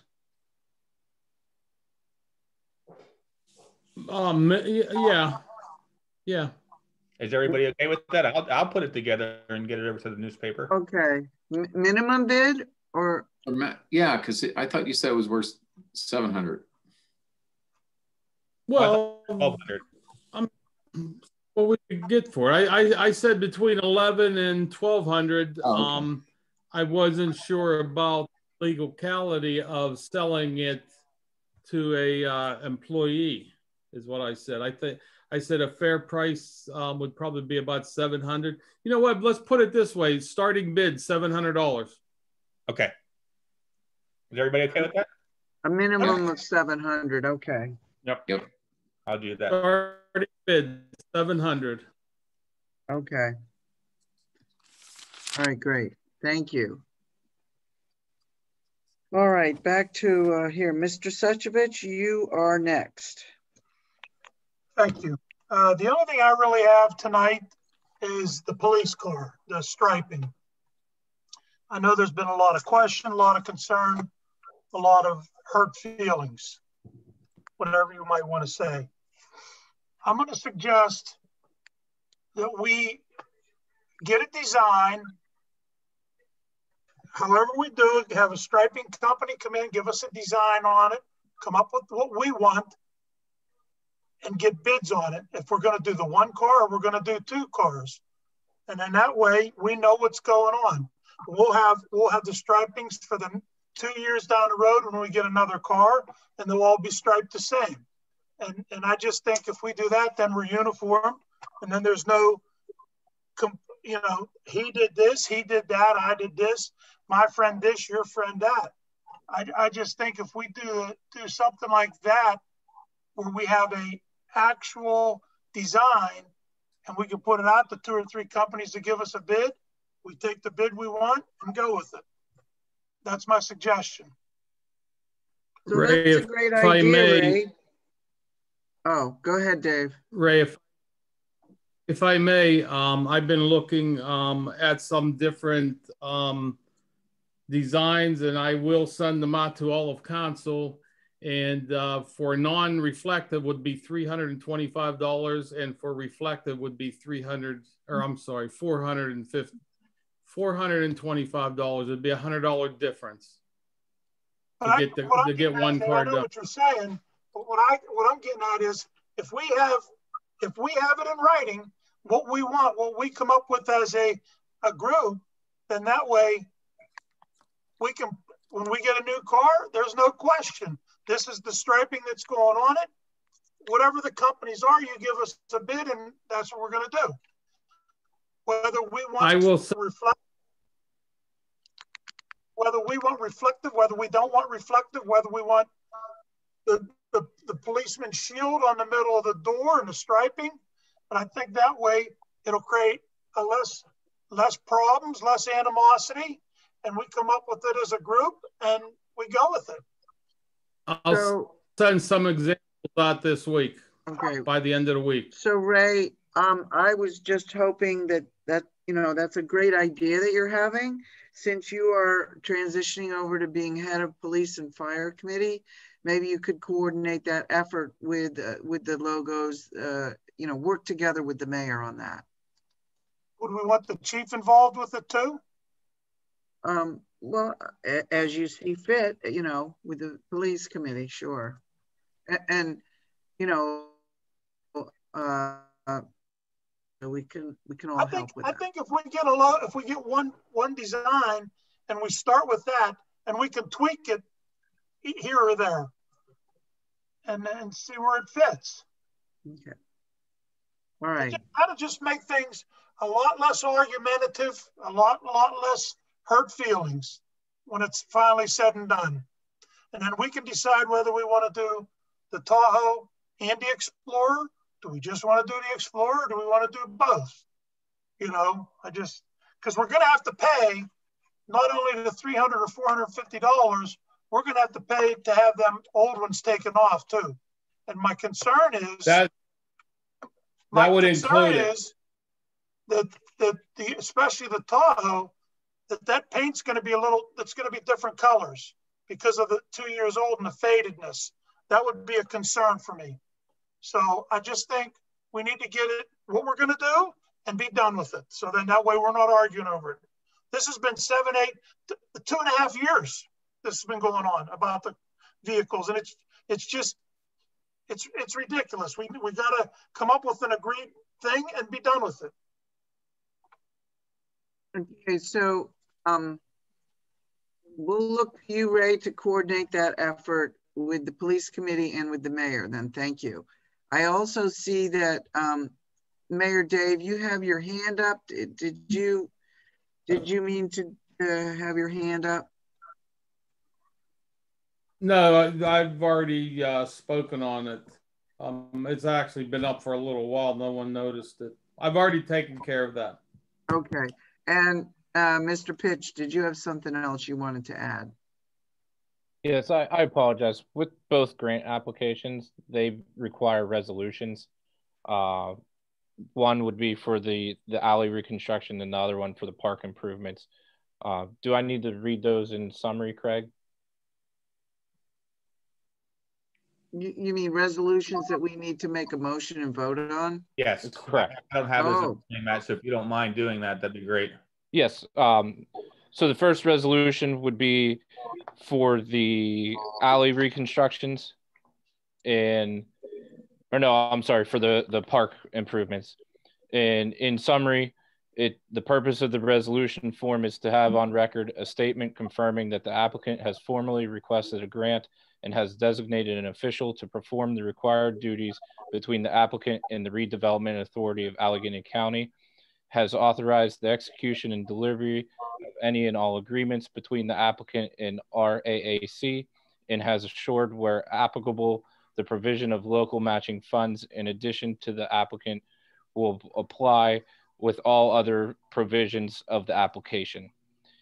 And then this is whereas the Borough of Verona is requesting of attaining funds from the RAAC in the amount of $127,848. And again, this one is for the park improvements grant. Okay, so I need a motion to accept the resolution that Mr. Pitch just read.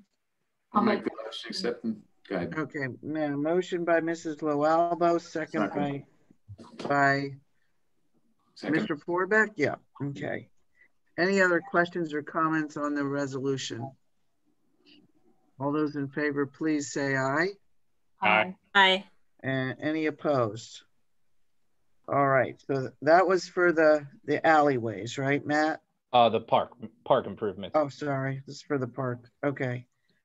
So now you have one for the alleys. Okay. This one is for the alleys, read in summary. The purpose of the resolution form is to have on record a statement confirming that the applicant has formally requested a grant, has designated an official to perform the required duties between the applicant and the redevelopment authority of Allegheny County, has authorized the execution and delivery of any and all agreements between the applicant and RAAC, and has assured, where applicable, the provisions of local matching funds. In addition, the applicant will comply with all other provisions of the application.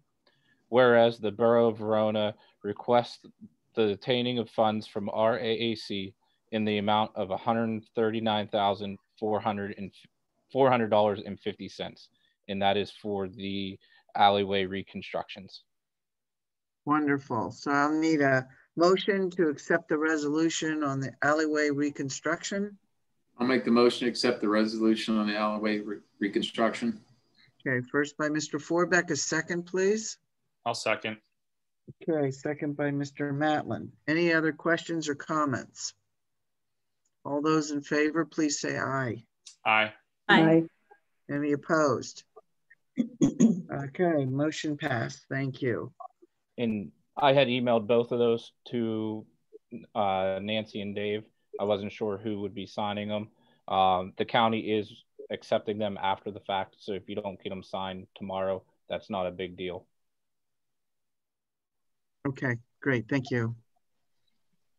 All right, so we're going back to our committee reports, and now I think Mrs. Luelbo is next. Thank you, Madam President. The Parks and Rec Board, they met last Tuesday, February 2nd. They will be meeting every other month at 6:30 in the evening. We changed the time from 7 to 6:30, just to make everybody aware of that. Some of the new business that we discussed, we heard from Stephanie Garbe. One of the exciting things coming early summer, late spring, early summer is the Farmers Market, which will begin on June 3rd and run through November 11th. And she's planning on having a food truck there every week for the Farmers Market. And for vendors who would like to participate, it's $75 fee for the night fee is for the whole summer. So looking forward to the spring and the Farmers Market. Some of the other things that we were talking about for Easter, the week before, Saturday before Easter, there may be a movie in the park. We'd like to bring that. The Recreation Board would like to sponsor possibly the movie Hop for Easter and bring back the movies in the park again. One of the other things I wanted to say is possible things for the summer will be looking, hopefully we can do it. Yeah, last year there was a lot of activities, events we could not do because of COVID. Maybe bring back Shakespeare in the park, do yoga in the park weekly if possible, and little things like that. I did want to say, also, we're going to maybe discuss seeing if we can bring back the bike derby this year too. We'll see what I'll talk with Sergeant Fracos and see what we need to do to possibly have the bike derby since we could not have it last year. Another what Laura Jacko had brought up earlier is the spring planting through Tree Vitalize Pittsburgh. I would like to make a motion that we go forward with the tree planting at Cribs. I'll second that. Thank you, Trish. Okay, so we have a first by Mrs. Loalbo and a second by Trish Redzek-Showalter for the tree planting proposal by the Shade Tree Commission. Any other questions or comments about the tree planting? I had a question. Do we ever resolve the issue about the trees along South Avenue and which might be in the playing field? Are they still on the proposal, or is it? I think there was questions about whether those trees were going to be. I think there were 4 of them. Are they going to? Is that still on the proposal? Janet, if you're not sure, maybe Laura could chime in here. Yeah, they're on the proposal. It wasn't a question of them being on the playing field. I think Vince just had a question of whether they'd interfere with some future projects, but we talked about it, and everybody voted to keep it as is. And in fact, Vince actually suggested an additional tree be added behind the basketball courts. So I think I communicated that to everybody, and I think Janet had that information as well. But just to clarify, we are adding 1 more tree due to his very helpful suggestion. So yeah, everybody seems to be fine with where they are. We talked through it. Okay. Thank you for checking though. And you were going to say something, Janet. I'm sorry. No, it was basically the same what I was going to say. Thank you. Oh, okay, thanks. Yeah, it was any other questions or comments about the tree motion? All right, all those in favor, please say aye. Aye. Aye. Any opposed? All right, motion passed. And the next Parks and Rec meeting will be April 6th at 6:30. Also, I did get an email today from Jeff Pepper. He ordered the Trex benches for down at the pickleball court. And they should be arriving sometime the end of March, beginning of April. They will be delivered to the borough building and for our street crew to install them. So that's everything I have. Sorry, Janet, I just have a question, and I may have missed this along the way. Did we decide where they're going to go?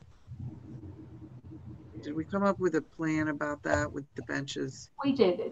I know Jeff too is going to give a good marker. It'll be outside the fence, facing Arch Street. You know, on the between the river and the fence to the pickleball courts. Will be spaced out there. Sort of in the middle of where the courts are, or in the grass area, not in the court area. I'm not sure what you're saying. What I'm saying is, I mean, there's 4 courts, 2 benches. Like, are they going to space them out? Correct. Yes. Okay, great. Thank you. You're welcome. And that's all I have. Thank you. All right, thank you. And last but not least, Mrs. Provenza. Thank you, Madam President, and good evening, everybody. I'll start with the newsletter. We're currently working with the spring newsletter, and we would like to have all of our ads and our articles in by Monday, March the 1st. And I know there's a lot going on, so I'm sure that you'll want to get your articles in and also your ads. You can send your articles to our editor, Dawn Wharf, and his email address is veronanewsroom@gmail.com. And I can take the ads at 412-828-7726. And also Chamber of Commerce, I did try to reach Kevin Ewing, and he was not available. I did not hear back from him, so I do not have a current report on Chamber. I'm sorry. Historical Society, all the meetings are still canceled until further notice. And you can check our website, which is veronahistory.org, for any other information. The Twin Boroughs Ministries, the community dinner this month is going to be on Wednesday, February 24th. And it will be from 4:30 to 6:30 at the Verona Methodist Church. And it will be a grab and go dinner. The host this month will be Longwood at Oakmont. And I also wanted to make a mention of something. I don't know whether everyone is aware or not. They do have a clothing bank at the Methodist Church. So if anyone is in need of winter coats or nice winter sweaters or hats or anything like that, they've got all sorts of clothing there that they will be glad to give to people. So if anybody knows of people that are in need that need this, please tell them. And Shirley Davis will be glad to come down and open up the building and let them go through the clothes and get whatever they would need. And her telephone number is 412-828-3412. So please feel free to call her. She'll be glad to go down and help the people out. And I spoke with ALOM this morning to see what was on the calendar. And right now, there really isn't anything. The only thing that they could tell me was that as of now, we're still scheduled for the spring conference at Seven Springs from June 17th through the 20th. And they will be meeting with Seven Springs next month to see if there's any way that this can be done. And they'll let me know. I'll have more of a report on that next month. I did want to mention, if you want to advertise the police car in the newsletter, we're hoping to have the newsletter out to the folks in their mailbox probably the last week in March. I don't know if you want to wait that long, but that will go to every resident here and part of Penn Hills. So it does get us out there. And I also wanted to ask, do we need a job description for the cleaning person that'll be doing the work at the borough building? And that is my report. And Trish, this was your first meeting. A great big welcome to you. We're so glad to have you on board. Thank you for being with us. Okay, thank you very much. That was my report. Thank you, Mrs. Provenza. You're welcome. And, all right, so Mr. Matlin, anything from the COG? Yeah, not a whole lot, but there's we did have a meeting. It was end of January, and that's where the CITF grant had just come up. I think the day before. So that was the big topic of conversation. And you know, thanks again to Matt for getting on it pretty quickly. He was already on it the next day, I think, letting council know that you know what the conditions and terms were of the grant. So that was the last meeting. There's a Zoom meeting scheduled tomorrow for Allegheny Valley North COG members. It was set up by the Allegheny County Economic Development Department. I guess Allegheny County passed a new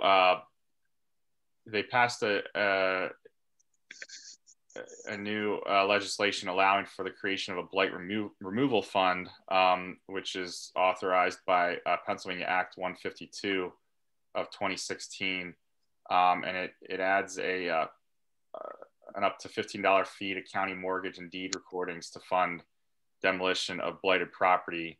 and it puts them into a restricted fund. And I guess that it sounds like there will be, additional, grants or money available from that fund to fund demolitions across the county. So I think it's an informational session for the COG. I don't know if Matt or Craig, you have any other information about that program?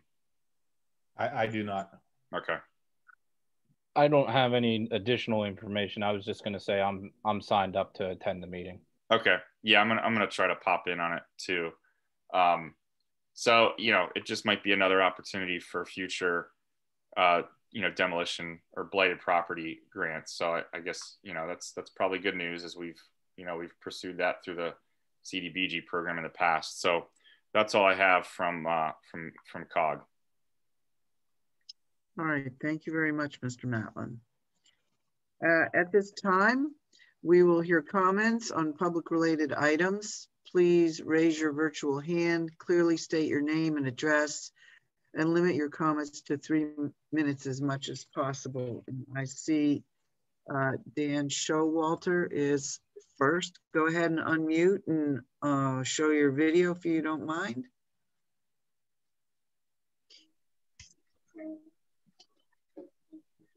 Hey guys, can you hear me? Yep. Hi, Dan. How's it going? Real quick, first I would like to thank Zach for putting together that position, Facebook petition and really moving forward with that. I don't think many people outside of council and those that attend the Zoom meetings really knew much about this. So it's kind of good to get it out there in the public and kind of raise awareness of that. Number two, the planning committee will be meeting the 18th of this month. If I'm correct, 7 o'clock. Unfortunately, we really didn't go through the processes of kind of putting advertising and letting people know we were going to do it. It's been very tough to get a quorum together, and kind of last minute, we were able to slam one together. So we figured we would just meet because this would be our first meeting in 9 months, if I'm correct. So I'm just letting people know, council, letting the general public know that on the 18th of this month, the planning committee will be getting together, and that's about it. So thank you very much. Have a wonderful night, everybody. Dan, are you Dan, how are you meeting? Because the borough building is closed to the public. So we were able to put together a Zoom meeting, thanks to Councilman Forback, who's going to be hosting it. And since we really haven't done any meetings in a long while, I also figured it would be great to have Mike in on the call, just because he could kind of inform other members of the committee of exactly what's been happening in the borough and what he would like for us, especially with the comprehensive plan, what he would like for us to focus in on to help him. Okay, great. Thank you. Thank you. Have a good night. And I believe Laura Jacko is next. Okay. Am I supposed to start my video too? Haha. I mean, you don't have to. Preferable. It'd be nice to see you. But Danny, you can close your video. Oh, let's see here. Well, we were out sledding today, so only slightly, just disheveled. I had a couple more tree items I wanted to go over. And again, I'm sorry I didn't get this in for, earlier on, but, things I wanted to bring up. So I think we're good on the cribs planting. I had, so from what I understand from this meeting, it sounds like Mike Forbeck is going to be taking over chairing the Department of Public Works Committee, correct? Correct. So Mike, just FYI, a couple of things that I brought up before with Dave and just making sure they get addressed are, over the summer those trees that are getting planted at cribs are going to need to be watered, and the ones that were planted last year in Railroad Park also same thing. And I know we were planning on bringing in some part-time help to do that. So I'm here if you have any questions on that, but that's definitely something we were planning on. And fortunately, for continuity, Dave's still going to be on there, so that's great. Oh, groovy. Okay, cool. And something else, I was going to bring this up to him too, but for both of you to know, we've had complaints, well, not complaints before, but people from Tree Vitalize had pointed out before that there was some, herbicide damage to some trees that we had planted previously at Riverbank Park. And a member of the public actually also brought that to my attention about a month back as well. So when the summer comes, I'd like to maybe get together with the two of you and kind of go over proper care and keeping of trees. I've had some complaints about weed whacking damage to the bottom of tree trunks in public areas. And then of course this herbicide issue as well. So those are maybe some things we could get together and talk about. And I'm not sure how best to get the information to everybody, just to kind of give them like a little overview of like things to look out for as the weather warms up. I know, I think Sylvia had recommended that maybe some signs get put up, for example, like no spraying or things like that for the summer. That might be something we could talk about getting if possible. I thought that was a really good idea. Thank you, Sylvia. You're welcome. And so those are some things to, think about, some problems that we had. And I also have had some interest from other members of the public about Shade Tree Commission. And I know when I had started, there was some discrepancy as to whether it was a 3-person or 5-person board. And we decided to leave it as a 3-person just because I didn't have enough people who were interested in it at the time. But since I am getting more interest, I'd like to see about whether we can open it back up to a 5-person board if possible, just to accommodate all the members of the public who have indicated interest to me. Is there a good way to go about doing that, or does anybody have any objections to that course of action? I think there might be something the solicitor could weigh in here about that. I'll have to go back and look and see what we did, Laura. We may have reduced that board to 3 members as opposed to just not filling vacancies. And if we did, we're going to have to, by ordinance, increase it back up to 5 if that's the will of the majority of council. So I'll take a look at that in the morning and see what exactly it is that we did and see how to rectify that. Okay. So I have a question on that. I mean, does it have to be a 5-person board, or could you have ad hoc members also with the 3-person board? I actually don't even know how that works. Yeah, I'm not aware of any provision in the borough code for ad hoc commission members or even alternates for that member, but I can look at that too. Okay. So, and then lastly, just to bring it maybe to Craig, or maybe I'm bringing this up to Jerry too. Maybe Jerry's not the right person to bring it up to. Back in November, I'd emailed that there was a street tree that was removed illegally on North Ave, and I hadn't heard any really updates on that. So if maybe, and Jerry, I know you're not borough manager at this point, but if I could get with somebody to get some updates as to what was going on with that, and if you need my cooperation to replace it, just as a reminder that that was an issue that had been brought up, and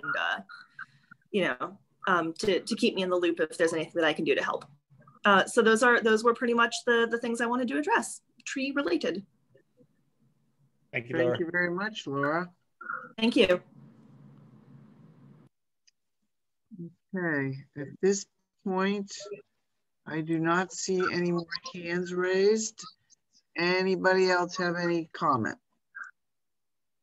Okay, Kim, Roller's trying to raise her hand, but that's okay, Kim. Just go ahead. You're next.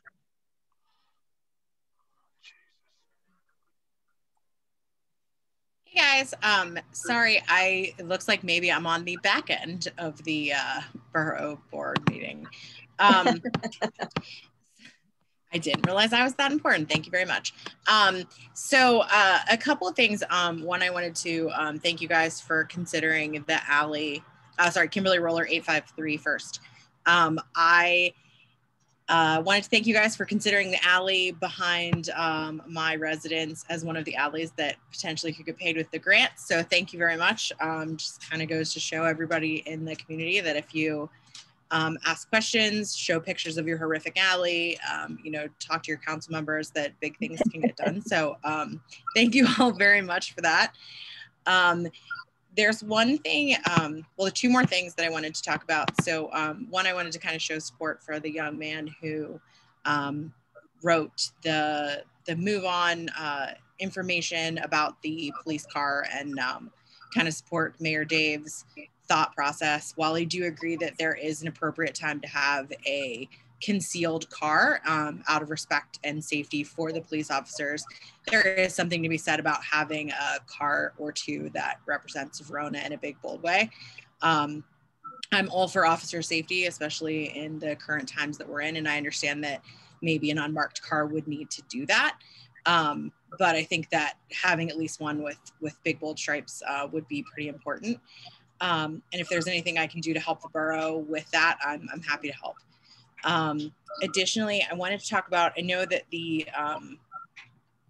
we're still in the hiring phases for the borough manager, but I wanted to talk for a second about the Verona Borough website. So if you look at our borough website, there's some pretty old information on there. One of which still notes Carrie Del Rosso as our, I believe it's communications director or something along those lines. She hasn't been working with the borough for a pretty decent amount of time right now. And I'd like to request that, you guys take a look at that and add that she is no longer working with the borough, that Jerry is no longer our borough manager, and that Trish is now in place, and, all of the modifications that we've been making. And as we add new initiatives like Sea Green and some other borough civic organizations, that we consider adding those onto the borough website, as it just gives people more of a reason to be involved with the borough and support the borough. So I appreciate your time. Thank you very much. Thank you, Kim. Dave, I don't know if you want to say anything about the website. Yeah, Nancy and I have access, so we can get those updated.